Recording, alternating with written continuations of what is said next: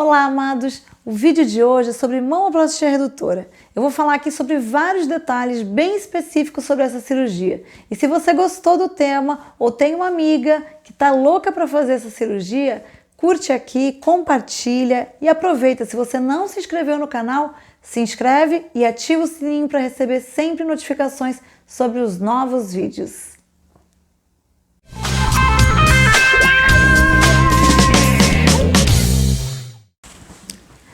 Vamos então começar, é claro, pelo começo. Vamos para as indicações de mamoplastia redutora. Na realidade, existe uma grande indicação para mamoplastia redutora, que é o óbvio: mamas grandes, mamas volumosas, mamas pesadas. Existem mulheres que já não se aguentam mais de ter que colocar sutiã, top por cima, sentir dores nos ombros, dor na cervical, já tem até aquele afundamento típico de paciente que tem mama volumosa, o afundamento dos ombros por conta daqueles sutiãs que são aqueles sutiãs apropriados para quem tem mama pesada, mama volumosa. Às vezes a paciente já sente até dor nas mamas também. Existem pacientes que, por conta dessas mamas volumosas e já flácidas, já bastante caídas, pitosadas, como é o nome técnico, né? Essas pacientes elas já têm atrito por conta desse peso. O atrito da pele do volume da mama com lesões aqui embaixo das mamas por conta desse atrito mesmo, de esfregar a pele, como algumas pacientes têm assaduras nas entrecoxas. Quando tem as entrecoxas volumosas, a mama acontece a mesma coisa, existe ali um atrito que vai gerando inclusive lesões. E existem pacientes que sentem isso, que sentem esse peso, que se incomodam com essas mamas volumosas desde a adolescência, desde a puberdade. E aí vem sempre a pergunta, né? Eu inclusive recebi uma paciente recentemente no consultório com essa pergunta: qual o momento ideal? Qual o momento certo? Qual a idade ideal para realizar a cirurgia de mamoplastia redutora? Bom, a partir dos 16 anos a gente já pode começar a pensar nisso, porque em geral é nessa fase que as mamas já estão bem formadas, que elas já estão com a conformação que elas vão ter aí pela vida adulta. Ok? Então, se for realmente uma gigantomastia, quer dizer, uma mama que tem provavelmente ali mais de 1 quilo de cada lado até para ser removido, não há necessidade de esperar até os 18 anos. Já dá para sim a gente pensar na possibilidade, dependendo de outros fatores aí e da consulta clínica, de quando começou a menstruar também, já dá para pensar na possibilidade de operar sim. Tá? Se for algo que a gente veja que é muito, muito importante, muito até grave, ali já começa a ser um problema de saúde desde a adolescência, tá? É importante a gente lembrar também que as mamas depois da gestação, algumas pacientes elas também apresentam um crescimento com a gestação e que depois da gestação não fica só a pele, não fica só aquela mama murcha, mas que também permanece ali um aumento até glandular das mamas. Então essa é mais uma indicação, não só aquela mama que já é volumosa desde a adolescência, mas uma mama que se tornou volumosa com o tempo. Ou até, por exemplo, que se tornou volumosa depois de um ganho de peso e que a paciente já não quer mais perder aquele peso.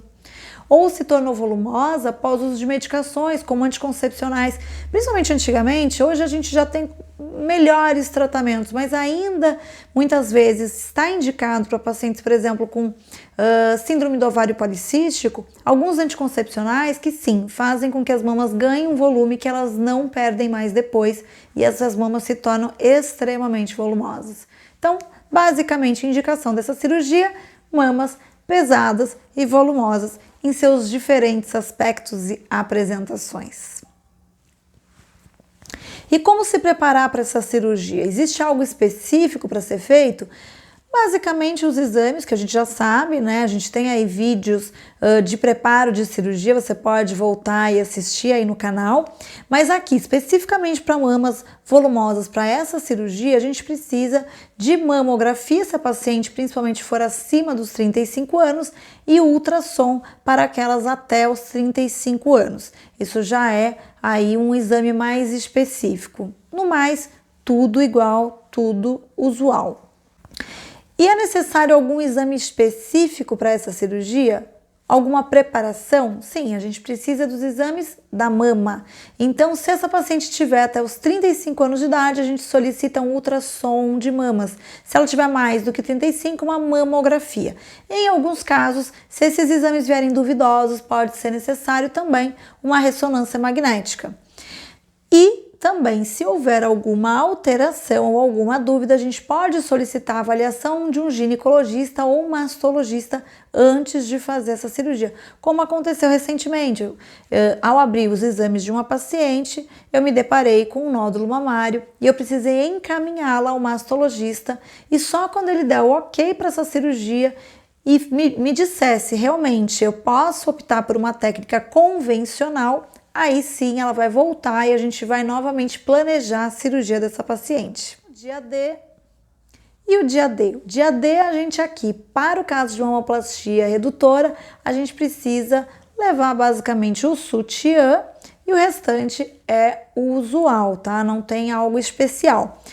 Para essa cirurgia, que é uma cirurgia grande, a gente vai precisar de uma internação hospitalar de 1 dia.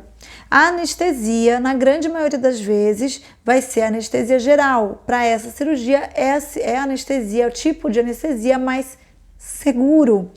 Isso tudo, como eu sempre lembro, é conversado entre anestesista e o cirurgião. Claro que com todo o aval do cardiologista, que vocês já sabem que a gente sempre tem que solicitar, né? Para quem não viu ainda os nossos vídeos de pré-operatório, dá uma olhada aí, tá? E quais são as técnicas que são mais utilizadas?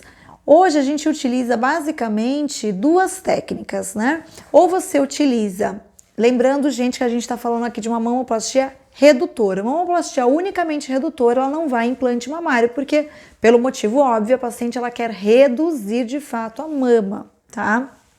Então, para essa cirurgia, a gente basicamente vai dispor aí de 2 tipos de cirurgia. Ou a gente faz uma cirurgia de remoção simples e montagem da mama, e aí tem várias técnicas de acordo com os autores das técnicas. Eu basicamente, é claro, vindo da escola do professor Pitangui, obviamente eu utilizo a técnica clássica do Pitangui. Mas a gente tem hoje também as técnicas de associação, inclusive com a técnica do professor Pitangui, que é o que eu uso hoje. Eu associo a técnica do professor Pitangui com a técnica de pedículo inferior.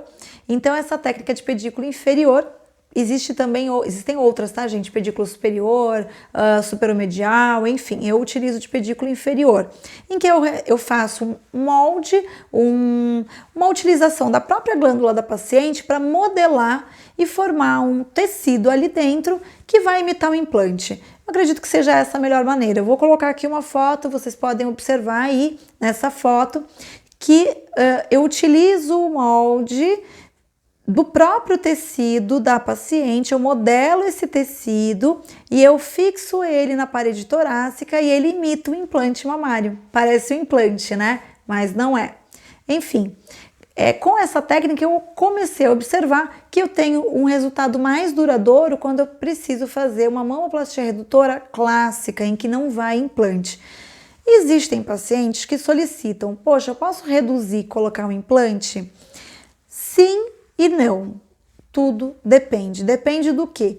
Depende, por exemplo, se a mama é muito volumosa. E aí, gente, é claro, não há nem necessidade e se torna até mais arriscado pelo fato de que nessa cirurgia o que a gente mais protege é a areola. A gente tem que proteger a areola de uma possibilidade de necrose, tá? De uma possível necrose. Então, a complicação específica para essa cirurgia é a necrose de areola. E quando você reduz demais uma mama, sempre há um risco de maior necrose. E quando você reduz demais e ainda coloca um silicone, esse risco aumenta um pouco mais. Então isso tem que ser avaliado muito de perto. Por isso que aqui hoje eu estou falando mais sobre mamoplastia redutora de fato, em que a gente não coloca implante, ok? E o que esperar dessa cirurgia? Qual resultado esperar? Por quanto tempo? Isso é uma pergunta super frequente, né? Quanto tempo minha mama vai durar assim, levantadinha, como ela sai do pós-operatório? Bom, a mama quando sai no pós-operatório imediato, ela está até sem forma, bem levantada, até um pouco triangular, a base dela pode ficar um pouquinho reta. Essa mama ela vai tomando forma aí nas primeiras semanas, à medida que desincha a mama e realmente vai fazendo o processo que a gente chama de báscula, que é de triangular, ela vai realmente ficando mais arredondada em sua base, ok? Agora, quanto tempo isso vai durar? Gente, existe uma máxima que eu falo sempre no consultório: tudo que levanta desce, tudo que sobe desce, tudo que levanta cai, existe a gravidade, tá? Então não há como a gente saber, não há evidência suficiente para saber quanto tempo vai durar o resultado da cirurgia. O que a gente sabe é que com certeza a mama não vai também voltar, se ela era tão flácida e tão caída, muito provavelmente ela não vai voltar a ser o que ela era antes da cirurgia. Então o que a gente espera aqui é uma melhora muito grande, melhora do peso, melhora da sensação de peso, melhora do formato da mama e, claro, ela mais levantada, a areola mais bem posicionada. Isso é muito importante porque se a gente acompanhar aqui, olha, no quadro de pitose mamária, você pode observar que à medida que a pitose mamária evolui, que é realmente essa queda da mama, a areola ela vai ficando posicionada para baixo, ela vai virando para baixo. Então nessa cirurgia a gente levanta e reposiciona a areola no local em que ela sempre deveria estar. Ok? Agora, a gente não tem como saber exatamente quanto tempo. A partir do terceiro mês, a gente já vai vendo que a mama começa a ceder. E ela pode ceder um pouco mais até 1 ano. E aí vai depender muito do tipo de pele da paciente, do cuidado que ela teve, da técnica que foi utilizada, mas principalmente do Papai do Céu e da gravidade, o quanto eles querem cooperar para que essa mama se mantenha no lugar em que a gente colocou ali durante a cirurgia. E como é o acompanhamento nesse pós-operatório? Bom, o pós-operatório de mamoplastia, ela vai ali mais ou menos até o terceiro mês. Então você vê o médico, né, toda semana, até a terceira semana mais ou menos, até 1 mês de completada a cirurgia, em geral é isso que acontece, ou até ser solucionada alguma complicação, bate na madeira, que aconteceu aí com você, tá? Mas então você vai fazer esse acompanhamento ou até o terceiro mês, ok? Depois do terceiro mês, em geral, a gente dá alta para essa paciente ou até a resolução de uma complicação. Depois desse terceiro mês, se houver alguma alteração na mama, como uma dor, uma sensação de nódulo ou algum outro questionamento em relação a isso, você tem que procurar o seu mastologista, o seu ginecologista. É muito interessante porque algumas pacientes acreditam que se você operou a mama com o cirurgião plástico, ele vai acompanhar a sua mama para o resto da vida. Não, gente, quem tem que acompanhar a mama é o ginecologista e o masto para que eles detectem, e eles são os mais capazes disso, né? Então eu sempre brinco que cada macaco no seu galho. Eles são os mais capazes disso, de fazer o acompanhamento para detecção precoce, inclusive de nódulos e câncer de mama, ok? Então tem que fazer esse acompanhamento. Começou a sair alguma secreção do bico mamário, alguma coisa assim, realmente com o mastologista. Claro, se algum pontinho começou a extruir, porque isso pode acontecer, às vezes algum pontinho antigo está começando a extruir, aí com certeza é com o seu cirurgião plástico. Ou a cicatriz, se a cicatriz ficou feia, alargou, você quer buscar alguma coisa para melhorar essa cicatriz, vai ser com cirurgião plástico. Agora, em relação ao acompanhamento de dores mamárias, de nódulos mamários, tudo com o masto e o ginecologista. Nem tudo que você faz, é claro, sempre que a gente opera qualquer coisa no nosso corpício, a gente depois de operar, a gente tem a sensação de que tudo que acontece depois é por causa da cirurgia. Isso até com vesícula, com apêndice, tudo que você sentir de dor abdominal depois fala, não, foi depois que eu operei. Não, gente, calma, tá? A maioria das coisas depois do terceiro mês da cirurgia não tem absolutamente nada a ver mais com a cirurgia que você fez. E sim, com alguma doença mamária que tem que ser avaliada pelo masto. Existem só alguns casos de que uma fibrose interna cicatricial após uma mamoplastia pode gerar realmente um pouco de dolorimento, mas é um quadro totalmente benigno e o tratamento é só analgésico, ok? Bom, é isso, espero que vocês tenham gostado. Não esquece mais uma vez aí de curtir, de dar o seu like, comenta aí se você tem alguma dúvida. Não esquece também de me seguir no meu Instagram e aqui no canal do YouTube. Beijo grande, até o próximo Sem Caô.